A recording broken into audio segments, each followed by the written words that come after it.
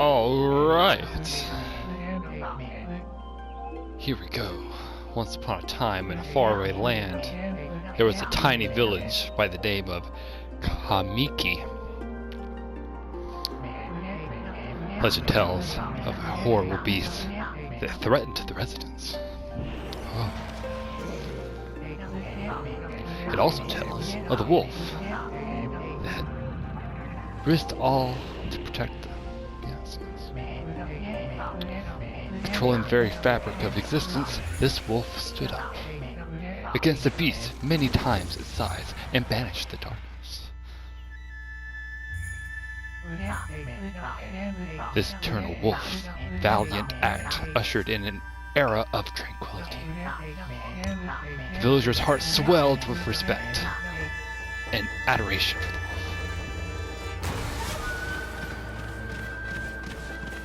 wolf. So here we go, guys.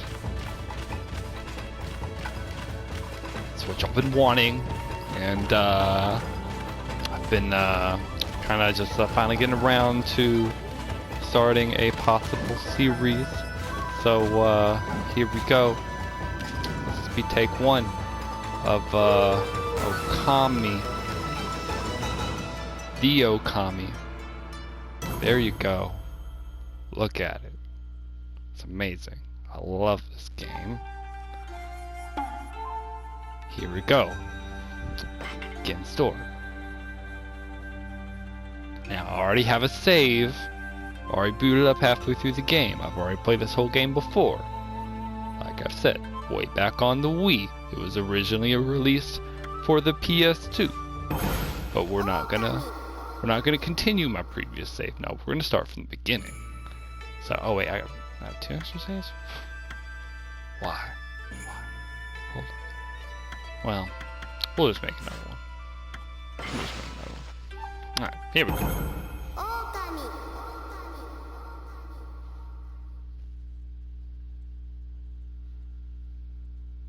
Alright.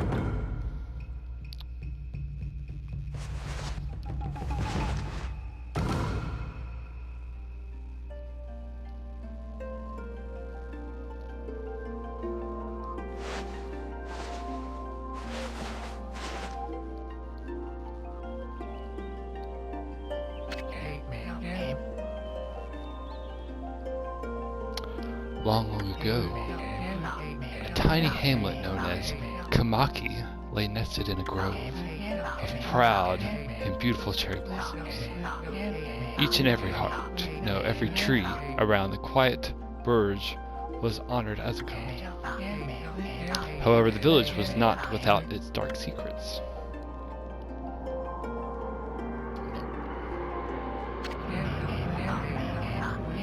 To satisfy the appetite of Orochi, a fearsome cave-dwelling beast, a young maiden was offered as a sacrifice at the annual festival.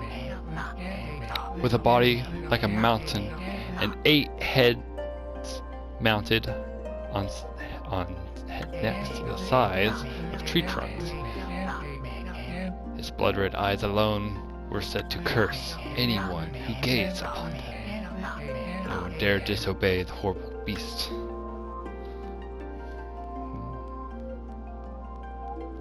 I might be narrating most of this as well. When the night of the sacrifice drew near, the mysterious white wolf appeared outside the village. This wolf, its coat as brilliant as snow, was dubbed Shiranui. The wolf kept a watchful eye on anyone who ventured outside the village, and made a habit of patrolling the streets at night. People assumed the wolf to be a familiar of Orochi.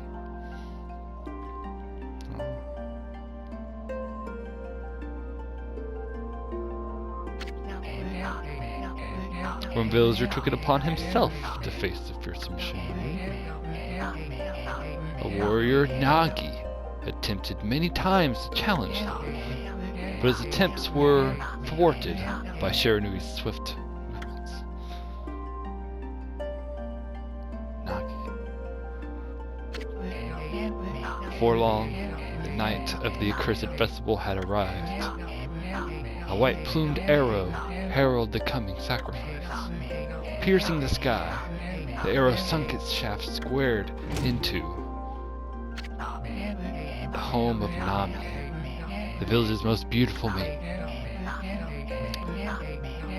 Nagi, harboring a secret love for Nami, was enraged by this sign.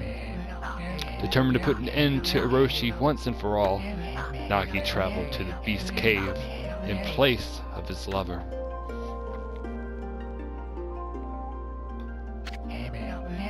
The Moon Cave, a place as dark as evil itself, served as Oroshi's home. As Nagi stood bravely before the entrance, a beast appeared, eyes glowing crimson upon 8 thrashing necks. Orochi stood tall before him, anxious for another sacrifice. Nagi leapt with incredible grace, swinging his blade valiantly. On and on he slashed, well into the moonless night. But Oroshi's hide was like steel. The blade left nary a scratch.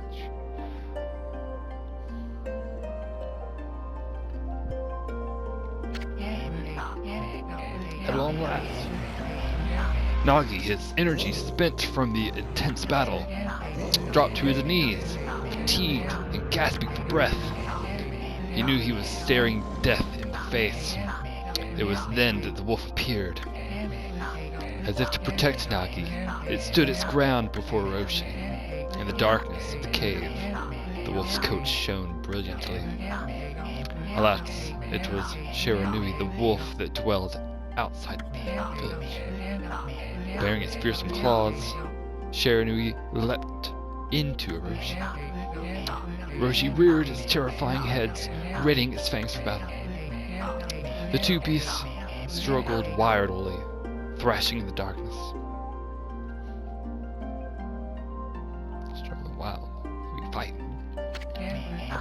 Mysterious, terrifying. The spectacle continued. Shiranui summoned gusts of divine wind to counter Oroshi's flame.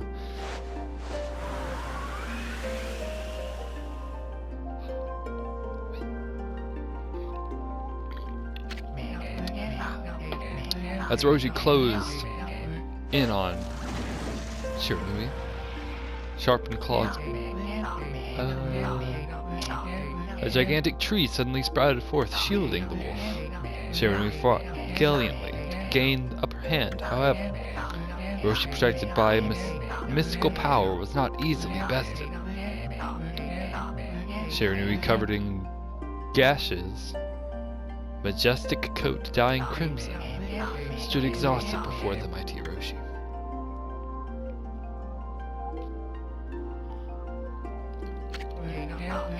Orochi saw a chance to strike what would be the final blow, but Shiranui refused to give in.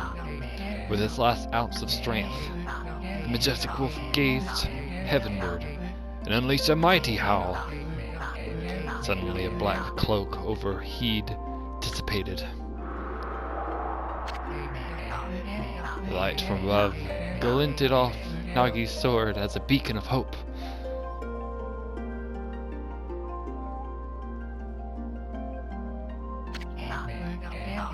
Guided by his sword, Nagi, who had been taking shelter in the shadows, stood proudly to face his end, challenging all his strength into his scared and battered arms. He leapt ferociously towards Orochi, his sword pointed high. A golden sword danced in his hands like a puppet on a string. One by one, Oroshi's fearsome heads separated from their own.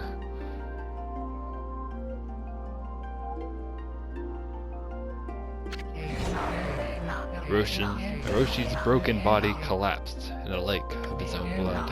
In that instant, the curse that plagued the villagers had lifted. As the battle subsided, the moon shone once again in the sky. Shiranui had succumbed to Oroshi's poison and struggled to breathe. Nagi scooped the beast into his arms and returned to Kamiki.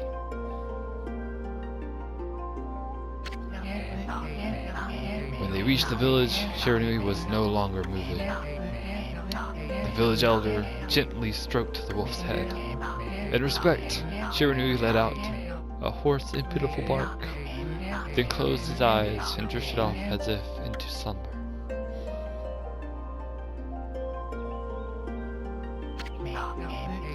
Peace had at last returned to Kamiki village.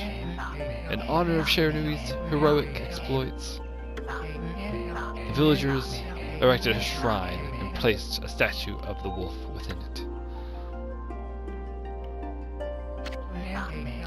Nagi's sword was christened Tsukuyami and placed itself inside the moon cave. The villagers all looked forward to an age of endless peace. However, this is not the end of the story. There is more to this tale than most people know. 100 years have passed since Nagi and Shiranui's epic exploits. It happened so quickly that no one in the village even took notice.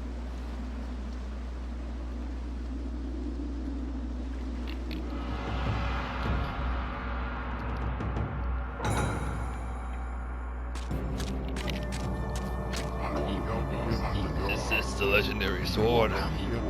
This is Tsukuyami, the sword that banished the dreaded Orochi. No, it couldn't be. It's just a legend, nothing but a fairy tale.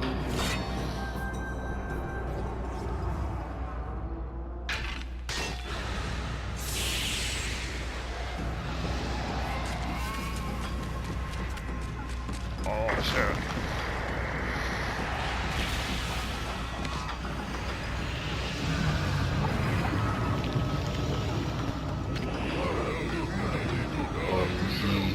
Seeks power, he who has broken my bonds. Speak the words, I shall.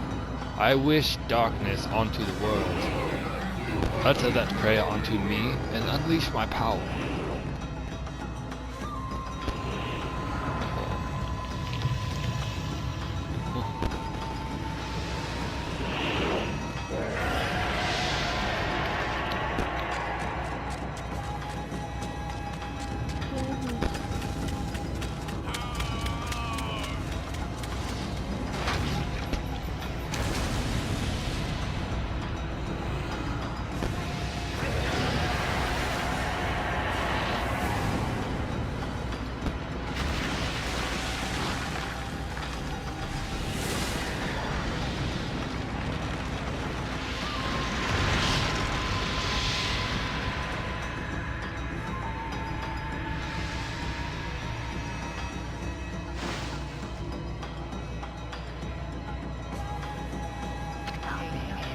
A horrible tragedy suddenly swept over the land. However, there was one village that seemed to escape this terrible curse. The tiny settlement of Kamiki village enjoyed the protection of a sacred tree. It is here that the real story begins.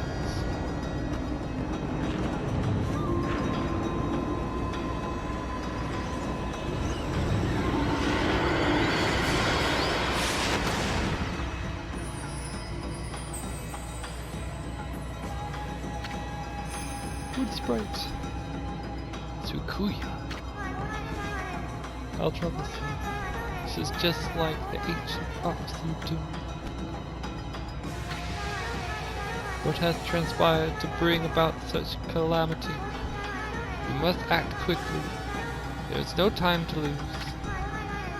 My power has diminished over the years I've spent protecting this area. I don't have much time left in this world. Amaterasu, now is the time. We have nearly needed your power more. Shine your divine light upon this broken, polluted world. Let your heavenly rays become our hope as you guide us all.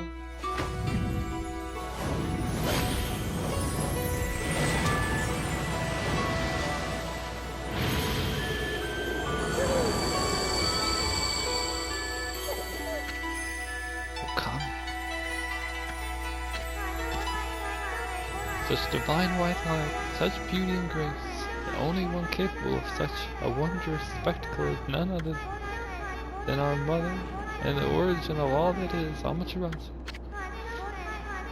How delightful to see that the Savior, whose brave sacrifice sealed away the evil demon so many years ago, has not changed one bit. Seeing you emerge after so many years, spent as a statue, brings happiness to my heart.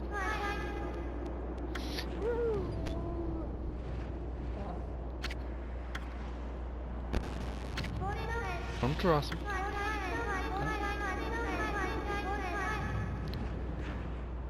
Gaze above you and take in the conditions of the sky.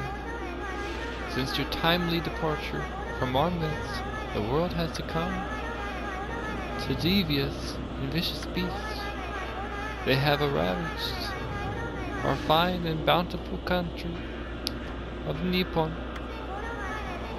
Never have the circumstances been worse than they are at this very moment. Please use your powers to banish the darkness and punish those who would do us harm. What is this? Has something stolen its way into my robe? Oh, wee. Oh. Well. What on earth?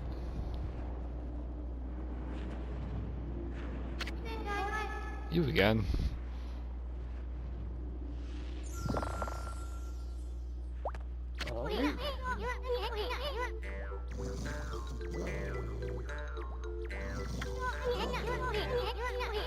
Boy, for a little thing, you sure make a fuss. I was just trying to make the conversation a bit more interesting, that's all. Were you napping in my clothes again, Bug? Bug, I told you 1,000 times not to call me that. I'm a wandering artist. The name's Isun. Wandering artist Isun. I'll show you just how great I am. And it wouldn't be long until you're bowering before my great brush.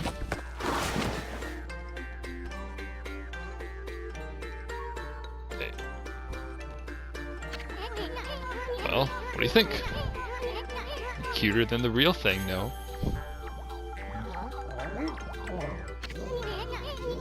What's with you, Furball? You look kind of down, in the dumps. Actually, you look kind of familiar. Got it. You look just like that statue of Shiranui. Whoa, what do you think you're doing? Are you crazy? A handsome guy like me should never be covered in wolf slobber. You'll regret messing with the great Isun.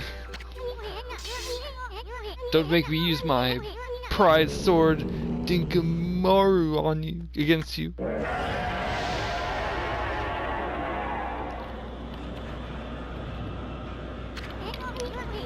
What's that growling sound? And why is it so dark anyway? Oh great God, Amaterasu. I've used all the power I have to protect Kamushi village. The village lives on. The spirits lie encased in my fruit. Cut it free and the village will be reborn. I entrust in you. I know that you will lead us down the right path. Only your awesome power can restore life to the world. Trees return to normal, huh?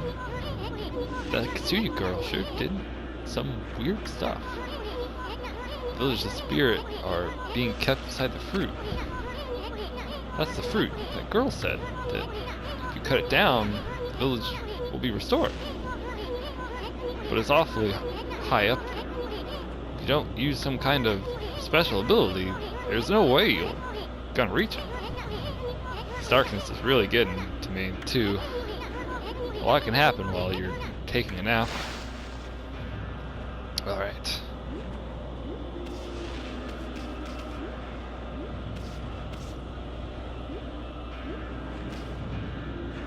Okay.